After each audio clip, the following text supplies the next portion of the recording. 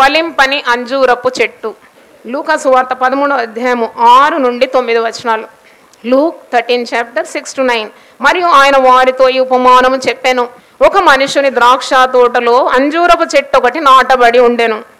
అతడు దాని పండ్లు వెదకవచ్చినప్పుడు ఏమీ దొరకలేదు గనుక అతడు, ఇదిగో 3 ఏళ్ల నుండి నేను ఈ అంజూరపు చెట్టు నా పండ్లు వెదకవచ్చున్నాను, కానీ ఏమీ దొరకలేదు.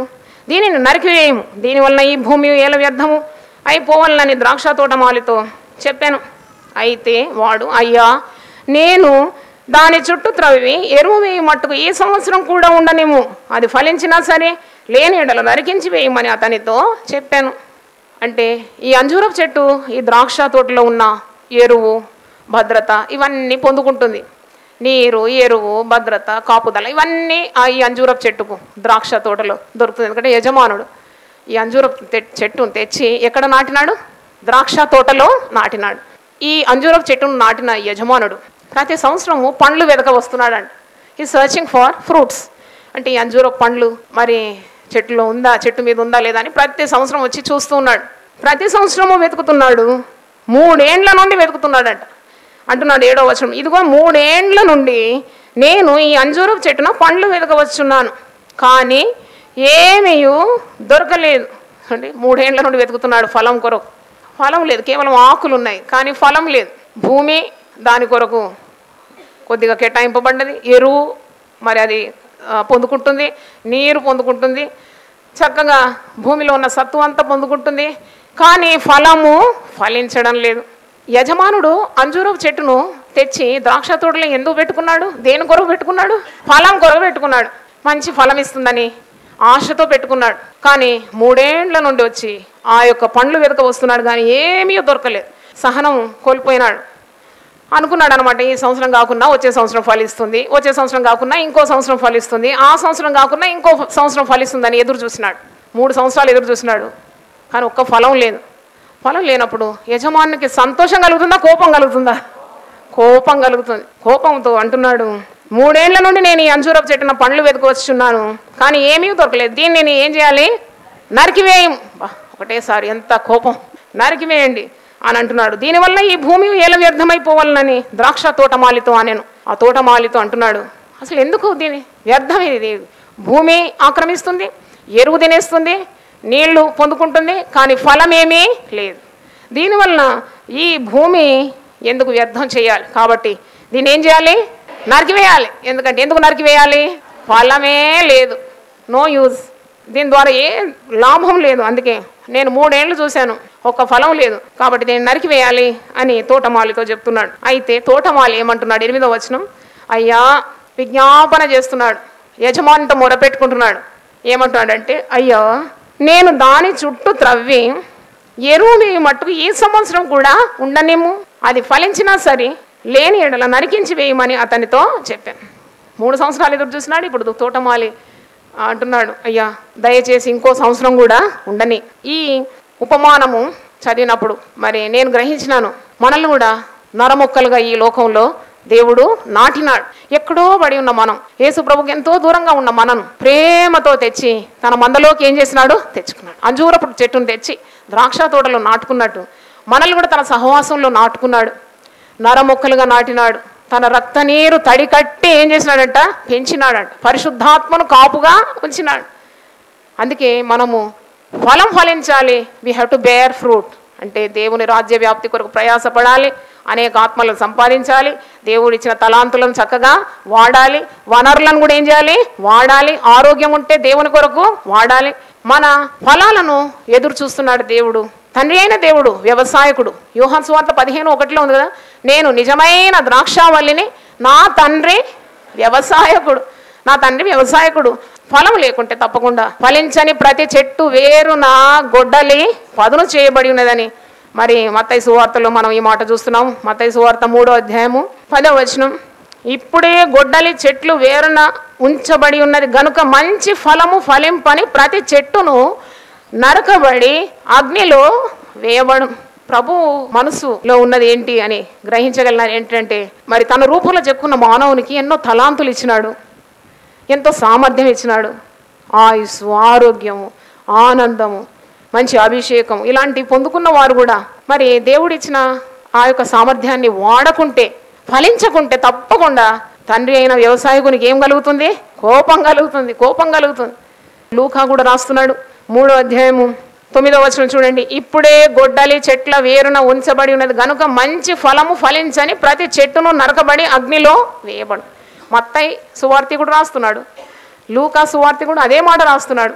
అంటే దీని అర్థము నీవు తప్పకుండా ప్రభు కొరకు ఫలించాలి. మత్తయి సువార్త 21, శిలువ మరణానికి ముందు జరిగిన కార్యం 21:18 నుండి.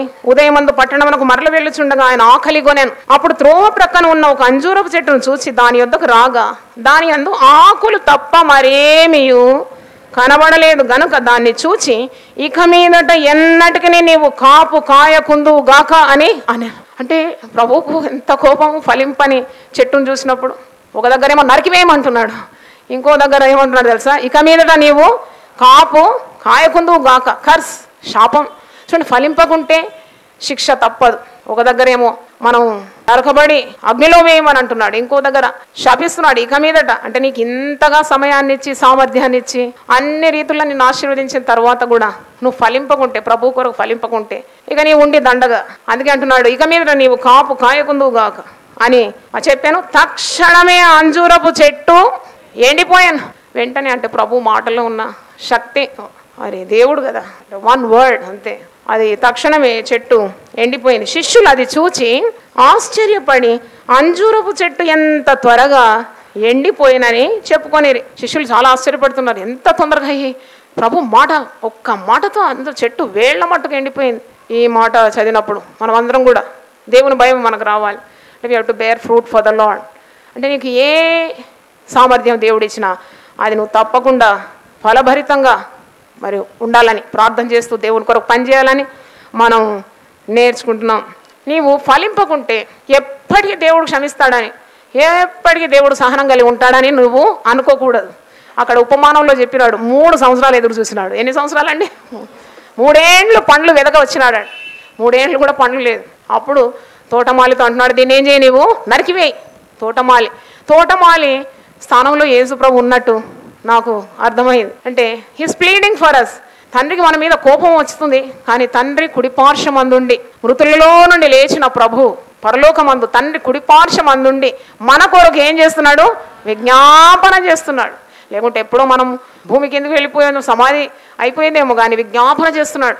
ఇంకా ఫలం లేదని తండ్రికి కోపం వస్తుంటే తోటమాలి స్థానంలో ఉన్న యేసు ప్రభు నీ కొరకు, నా కొరకు, అందరి కొరకు ఏం చేస్తున్నాడు? విజ్ఞాపన చేస్తున్నాడు. ఈ సంవత్సరం కూడా ఉండని, ఎదురు చూద్దాం, గివ్ సమ్ మోర్ టైం. చూడండి ఎంత ప్రేమ గల ప్రభు మనకున్నాడు. ఫలించాలి. మరి ఫలించడానికి ప్రభు నీకు సహాయం కూడా చేస్తాడు. వాక్యంలో యెషయా గ్రంథం 51:2వ వచనం చూడండి. మీ తండ్రి అయిన అబ్రహాము సంగతి ఆలోచించుడు, మిమ్మను కనిన శారాను ఆలోచించుడి. అతడు ఒంటరి అయి ఉండగా నేను అతన్ని పిలిచి తిని అతన్ని ఆశీర్వదించి అతన్ని పెక్కు మంది అగునట్లు చేసి తిని. హల్లెలూయా. అవును, మొదటి కీర్తనలో ఉంది కదా, మరి అతడు చేయునదంతయు సఫలమగును. దివారాత్రము దేవుని వాక్యము ధ్యానించువాడు ధన్యుడు. వాడు నీటి కాలువల ఓరను నాటబడి ఆకు వాడక తన కాలమందు ఫలము దేవుడు ఇస్తాడు. ఇక్కడ 51 యెషయా 3వ వచనం చూడండి. యెహోవా సీయోనును ఆదరించున్నాడు, దాని పాడైన స్థలములన్నిటిని ఆదరించి దాని అరణ్య స్థలములను ఏదేను వలె చేయుచున్నాడు. దాని ఎడారి భూములు యెహోవా తోట వలె అగునట్లు చేయుచున్నాడు. ఆనంద సంతోషములను కృతజ్ఞతాస్తుతియు సంగీత గానమును దానిలో వినబడును. చూడండి, దేవుడు దీవిస్తే ఎలా ఉంటుంది? అబ్రహాముకు ఇచ్చిన వాగ్దానం, ఇస్సాకు ఇచ్చిన వాగ్దానం, నీ తండ్రి అయిన అబ్రహాము దేవుడను నేను నీకు తోడై ఉంటాను, భయపడకు, నేను నీకు తోడై ఉంటాను. వాక్యంలో చూసినప్పుడు యోహాను సువార్త 15వ అధ్యాయం ఒకసారి చూడండి. నేను నిజమైన ద్రాక్షావల్లిని, నా తండ్రి వ్యవసాయకుడు, నాలో ఫలింపని ప్రతి తీగను ఆయన తీసి పారవే. చూడండి, ఇక్కడ కూడా తండ్రి కోపం చూడండి. మనం ప్రభువులో ఉన్నాము, నిజమైన ద్రాక్షావల్లిలో మనం ఉన్నాము, అంటగట్టబడి ఉన్నాం, తప్పకుండా ఫలించాలి. ఆయన వేరుగా ఉంటే ఏమి చేయలేము. ఇక్కడే వాక్యంలో నాకు వేరుగా ఉండి మీరేమీ చేయలేరు.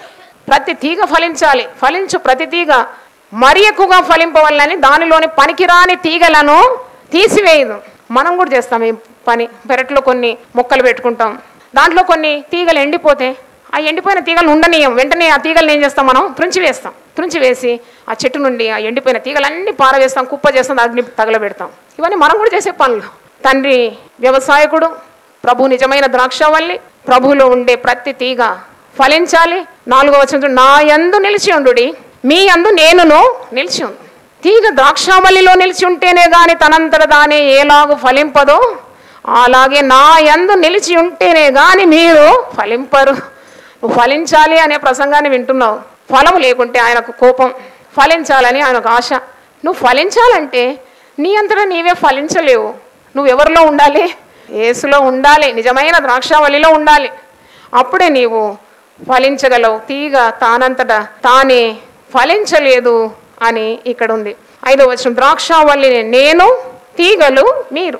ఎవడు నా యందు నిలిచిండో నేను ఎవరిని నిలిచినో వాడు బహుగా ఫలించును. హల్లెలూయా. బహుగా ఫలిస్తాడు. దేవునిలో నిలిచి ఉంటే నువ్వు కొద్దిగా ఫలించవు. నువ్వు ఎలా ఫలిస్తావు? కొద్దిగా కాదు, నువ్వు ఫలించేది యేసు ప్రభువులో ఉంటే బహుగా ఫలిస్తావు. బహుగా ఫలిస్తావు. తర్వాత 6వ వచనం, ఎవడైనను నా యందు నిలిచి ఉండని ఎడల వాడు తీగ వలె బయట పారవేయబడి ఎండిపోవు. మనుషులు అట్టి వాటిని పోగు చేసి అగ్నిలో పారవేతురు, అవి కాలిపోవు. నా యందు మీరును మీ యందు నా మాటలను నిలిచి ఉండిన ఎడల మీకేది ఇష్టమో అడుగుడి, అది మీకు అనుగ్రహించేవాడు. ఆయనలో ఉంటే చాలు. నీకు ఏది ఇష్టమో అడుగు, దేవుడు నీకు ఇస్తాడు. ఆయనలో ఉండాలి, నువ్వు ఫలించాలి. ఆయనలో ఉంటేనే నువ్వు ఫలిస్తావు. ఫలించడం అన్నప్పుడు నీ పిల్లలు కూడా మరి చక్కగా దేవుని కొరకు ఫలిస్తారు. నీ ఆశను దేవుడు చూస్తాడు. నీ జీవితం ఫలభరితమవుతుంది. నీ ఇంటి వారందరినీ వాడుకుంటాడు దేవుడు. ఇది దేవునికి సాధ్యమా? సాధ్యమే. 8వ వచనం, మీరు బహుగా ఫలించుట వలన నా తండ్రి మహిమపరచబడు, ఇందువల్ల మీరు నా శిష్యులగుదురు. హల్లెలూయా.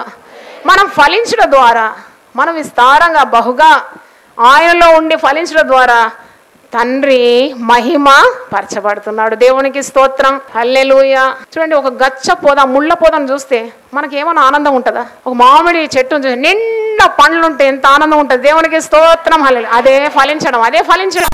ఇర్మియా గ్రంథం 17వ అధ్యాయము 5వ వచనం, జెరెమియా 17:5, యెహోవా ఈలాగు సెలవిచ్చున్నాడు, నరులను ఆశ్రయించి శరీరులను తనకు ఆధారంగా చేసుకొనుచు తన హృదయము యెహోవా మీద నుండి తొలగించుకొని వాడు శాపగ్రస్తుడు.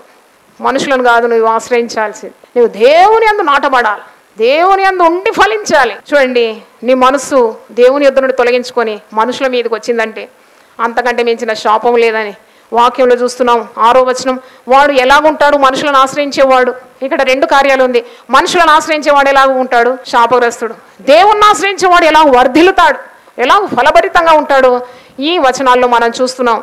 6వ వచనం, మనుషులను ఆశ్రయించేవాడు ఎడారిలోని అరుహా వృక్షం వలె ఉండును. అరుహా వృక్షం అంటే ముళ్ళ పొద అన్నమాట. థార్నీ బుష్, నో ఫ్రూట్స్, ఒక్క కాయ, ఒక్క పండు లేదన్నమాట. ముళ్ళ పొదకి ఏమైనా పండ్లు ఉంటాయా? కాయలు ఉంటాయా?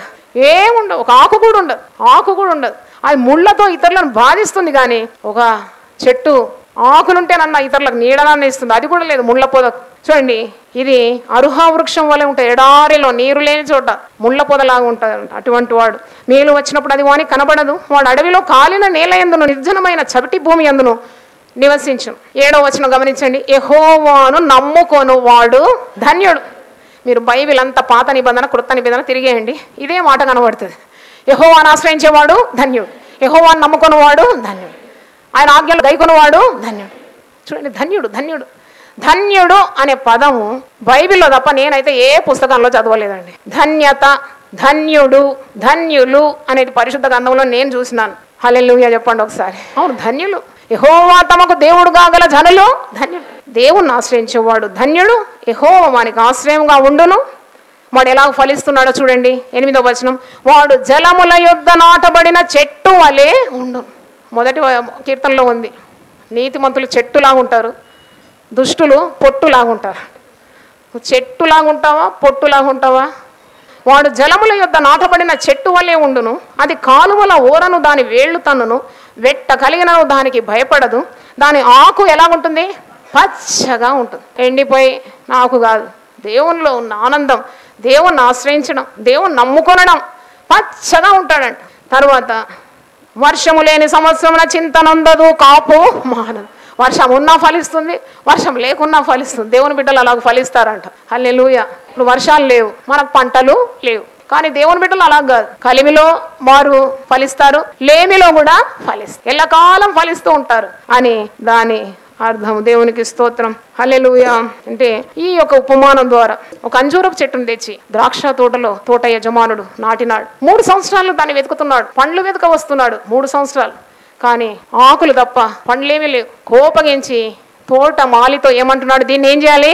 నరికివేయాలి, నరికివేయాలి. తోటమాలి ప్రభు స్థానంలో ఉన్నాడు. మనందరి కొరకు ప్రభు విజ్ఞాపన చేయు రీతిగా ఇంకొక సంవత్సరం కూడా ఉండని, నేను దాని చుట్టూ త్రవ్వుతాను, ఇంకా కొద్దిగా ఎరువు వేస్తాను, నీరు కడతాను, అది ఫలిస్తుందో లేదో చూద్దాం. 1 సంవత్సరం గడువు అడుగుతున్నాడు. ఫలించినా సరే, ఫలించకపోయినా సరే, ఫలించకుంటే తప్పకుండా మనం నరికివేద్దాం. రోమీలకు రాసిన పత్రిక 12వ అధ్యాయం 8వ వచనంలో ఉంది కదా, దేవుడు మనకు ఏవేవి పనులు అప్పగించినాడు వాటన్నిటిని చక్కగా చేయడం ద్వారా మనము ఫలిస్తాం. పరిచర్య చేసేవాడు పరిచర్యలో ఫలించాలి, పంచిపెట్టేవాడు పంచిపెట్టడంలో ఫలించాలి, ప్రవచించేవాడు ప్రవచనంలో దేవుని వాక్యం అందించడం అయితే దాంట్లో ఫలించాలి, బోధించేవాడైతే బోధించడంలో ఫలించాలి, ఆరాధన నడిపించేవానిగా నువ్వు ఫలించాలి, ప్రార్థనలు నడిపించేవానిగా ఉంటే ప్రార్థనలు నడిపించడంలో నువ్వు ఫలించాలి. అంటే నువ్వు ఏ స్థితిలో ఉన్నా నీవు చేసే పనులు నీవు చేయాలి. నీకు అప్పగించిన పనులు చేయకుంటే, పనులు నీకు అప్పగించిన వాడు నిన్ను తప్పకుండా ఏం చేస్తున్నాడు? కనిపెడుతున్నాడు. దేవునికి స్తోత్రం. Overseer is looking. ఆయన అన్నిటి మీద ఆయన చూపులు ఉన్నాయి, అందరి మీద, అన్ని జీవుల మీద, సకల ప్రాణుల మీద ఆయన కన్నులు ఉన్నాయి. కాబట్టి నిన్ను చూస్తూ ఉన్నాడు, నువ్వు ఎలాగూ ఫలిస్తున్నావు దేవుని కొరకని. వాక్యంలో చూసినప్పుడు ముసలితనమందు కూడా ఫలించేవారు ఉన్నారు. 92వ కీర్తన ఒకసారి చూడండి. 92వ కీర్తన 13వ వచనం. యెహోవా మందిరములో వారు నాటబడిన వారై వారు మన దేవుని ఆభరణముల్లో వర్ధిల్లుదురు. నాకు ఆశ్రయదుర్గమైన యెహోవా యథార్థవంతుడనియు ఆయన యందు ఏ చెడుతనము లేదనియు ప్రసిద్ధి చేయుటకై వారు ముసలితనమందు ఇంకా చిగురు పెట్టుచుందురు. హల్లెలూయా. ఇంకా చిగురు పెట్టుచుందురు, సారము కలిగి పచ్చగా ఉంటారు. విజ్ఞాపన చేయడం, ప్రభు కొరకు ఫలించడం, మనం ఇతరుల కొరకు విజ్ఞాపన చేయడం కూడా అదొక ఫలమే. వివాహం కాని వారు, మీకు ఇంకా జతలు దొరకడం లేదంటే ఇంకొక 10 మంది వివాహం కాని వారి కొరకు నువ్వేం చేయాలి? విజ్ఞాపన చేయాలి. త్రాగుబోతు భర్తలు ఉన్నారంటే వారు మారడం లేదంటే ఒక 10 మంది తాగుబోతుల లిస్టు తీసుకొని చేయి పెట్టి వారి కొరకు ఏం చేయి? ప్రార్థన చేయి. యోబు తన స్నేహితుల నిమిత్తం ప్రార్థన చేసినప్పుడు తనకు 2 అంతలు ఆశీర్వాదాలు కలిగింది. హి వాజ్ డబ్లీ బ్లెస్డ్. కొన్ని సంవత్సరాల ముందు మనకు సంఘములో ఎప్పుడు ప్రార్థన చేసి అమ్మగారు టీవీలో రావాలి, దేవా చూడండి ప్రార్థన ఎట్లా ఫలిస్తుందో. ప్రార్థన చేస్తుంటే నాకు ఒకలాగా నవ్వు అనిపించేది. వీళ్ళు బాగానే ప్రార్థిస్తున్నారు కానీ టీవీ పరిచయం అంటే మాటలా, జోకా ఏంటి, లక్షల్లో కట్టాలి అనుకున్న మనసులో. కానీ ఒకసారి కొందరు కాలేజ్ గర్ల్స్ కలిసి వాగ్దానాలు మనం ఇస్తాం కదా, ఆ వాగ్దానాలన్నీ టీవీ రూపంలో కట్ చేసి ఆ టీవీ షేప్లో కట్ చేసి వాగ్దానాలు అందరూ వంచినారు.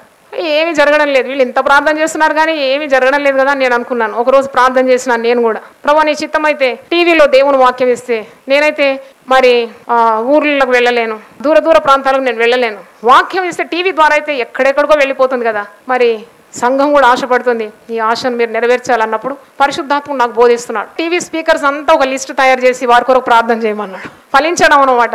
ఆ టీవీ స్పీకర్స్ కొరకు వాళ్ళకు డబ్బులు ఎంత కష్టంగా ఉందో కట్టడం, మరి వారు వాక్యం చక్కగా అందించాలని ఒక 2-3 రోజులు అలా ప్రార్థన చేసినాను. ఆ వారంలోనే నాకు దేవుడు ద్వారం తెరిచినాడు టీవీలో నేను రావద్దు అనుకున్నాను అసలు. కానీ దేవుడు చూడండి, మనము ఒక పని దేవుని కొరకు చేసినాం, ఆ దేవుని సేవకుల కొరకు చేతుల నుంచి 3 రోజులు ప్రార్థన చేసినాను, అంతే దేవుడు నాకు దాని ఫలము ఇచ్చేసినాడు. అంటే దేవునికి అది ఇష్టమైంది. ఇతరుల కొరకు మనం విజ్ఞాపన చేయండి. చూడండి, మనం ఫలించాలనే ఆశను, నా ఆశ ఫలించాలి దేవుని కొరకు విస్తారంగా ఫలింపజేస్తున్నాడు. దేవుడు నన్ను ఫలింపజేస్తే మిమ్మును కూడా ఫలింపజేస్తాడు. ఫలించాలనే ఆశతో నువ్వు ప్రార్థన చేయాలి. ఫలింపని ప్రతి చెట్టు వేరున గొడ్డలి పదును చేయబడింది. మనమే పెట్టుకోమే మన పెరట్లో. ఏ చెట్టు ఎండిపోయింది ఒకటి అటు నిలబడుతుంది, ఏం ఆకు లేదు, ఈక లేదు, తోగలేదు, మరి పండు లేదు, కాయ లేదు, పువ్వు లేదు, ఏం లేదంటే చూసుకుంటూ మురుస్తావా? వెంటనే ఏం చేస్తావు? గొడ్డల్ని కొట్టి పడేస్తావు. అలాగే మనం కూడా ప్రభువు కొరకు మంచి కార్యం చేయాలి. Do something for the lord. నీకు ఏ తలాంత ఇచ్చినాడో ఆ తలాంత నువ్వు చక్కగా జాగ్రత్తగా ఏం చేయాలి? వాడాలి. నీవు కొద్దిలో నమ్మకంగా ఉంటే భలా నమ్మకమైన మంచి దాసుడా, నీవు ఈ కొద్దిలో నమ్మకంగా ఉన్నావు కాబట్టి అనేక వాటి మీద నేను నిన్ను నియమిస్తాను. ప్రభు అని పరిశుద్ధ నామమునకు స్తోత్రం చెల్లిస్తున్నాము. మేము విన్న వాక్యాన్ని చక్కగా మా హృదయంలో పదిలం చేసుకొని నూరంతలుగా మేము ఫలభరితం కావాలని మేము ప్రార్థన చేస్తున్నాము. నువ్వు అదే ఆశిస్తున్నావు తండ్రి. 30 అంతులుగా 60 అంతులుగా 100 అంతులుగా ఫలించాలని నువ్వు ఆశిస్తున్నావు.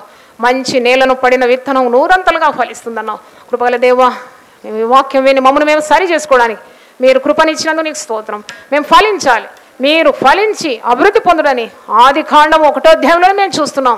అవును ప్రభు, నీ ఆశీర్వాదం మా మీద ఉన్నది.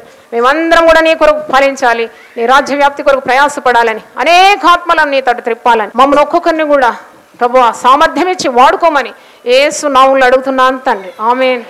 దేవుడు మనల్ని సమృద్ధిగా ఆశీర్వదించును గాక.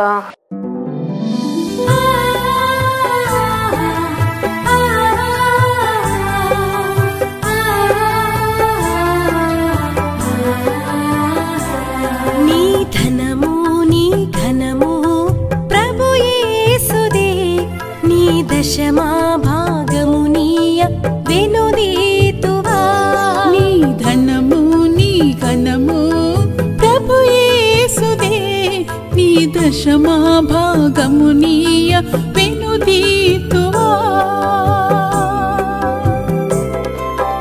ధరలోన ధనధాన్యములనీయగా కరుణించి కాపాడి రక్షింపగా.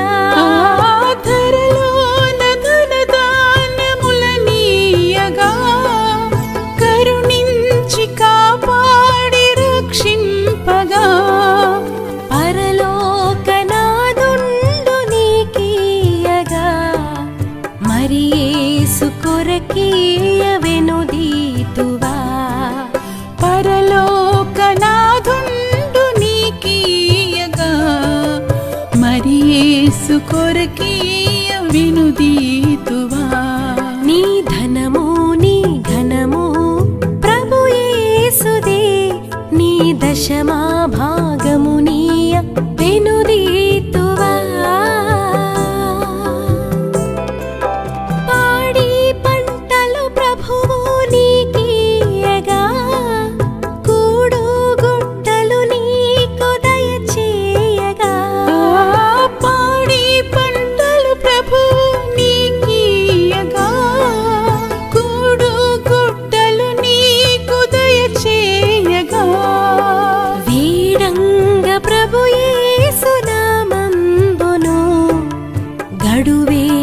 ప్రభుకీయను క్రైస్తవా. వేడంగ ప్రభు యేసు నామమును గడువేల ప్రభుకీయను క్రైస్తవా. నీ ధనము నీ ఘనము ప్రభు యేసుదే, నీ దశమా